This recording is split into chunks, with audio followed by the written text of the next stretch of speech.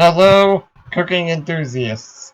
This week's video is going to be a relatively quick update around the dry aging projects. It's been a little while since I talked about this. The last round of experiments actually finished a little while ago, but then other projects came up, so those videos took priority, and there's not too much to say. So this is going to be a quick recap of those results, and I'm going to talk about some future dry aging projects that I would like to do, and maybe get some feedback on those ideas. So the last round of experiments was from a local grass-fed cattle that we were able to source. The one downside is that it was relatively small and lean. It was almost like working with veal. But of course, the upside was the flavor as well as the price, because we actually bought the entire side of cattle, sharing it with a bunch of other people. Another advantage of the small size is that it did allow us to age actual entire primals, which normally wouldn't fit into our current setups. For the aging, we worked with basically the entire T-bone section, so the entire short loin that becomes New York strip steaks and part of the tenderloin. We also worked with the entire top sirloin, and that was the one that was slightly experimental, marinating in a yogurt mixture for about 5 days before being dry aged. Unfortunately, as with previous experiments, this sort of marination didn't hurt anything, but it didn't really help either.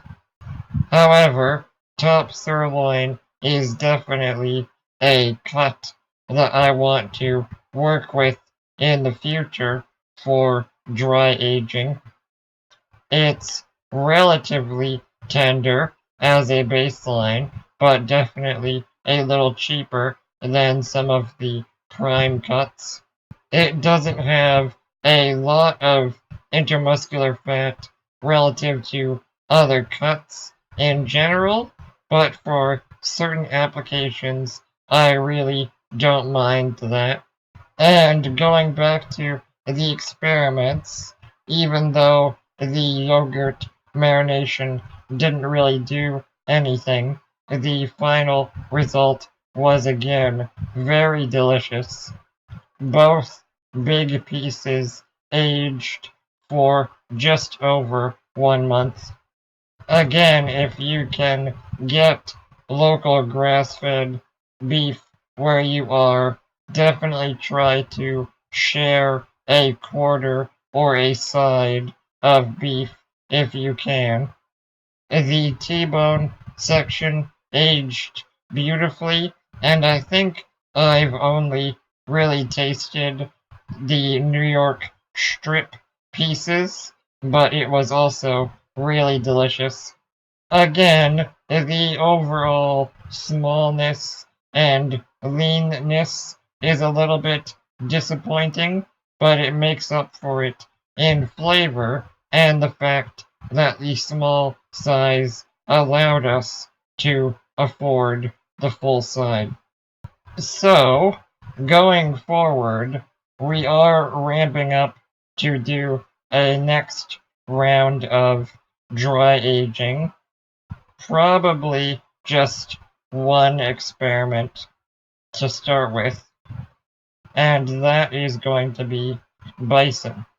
I'm on the west coast of Canada, so there's actually multiple bison ranches and even some water buffalo in the area.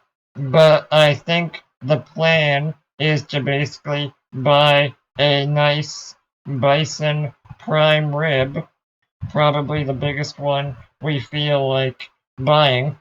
And I think we'll probably just give that 35, maybe 42 days. We'll see how it goes. I also have other experiments I want to go back and do with beef, but that is very expensive, so it won't be for a little while. But I hope this was interesting. If you have any questions about dry aging in general, please let me know in the comments. Otherwise, thank you for watching.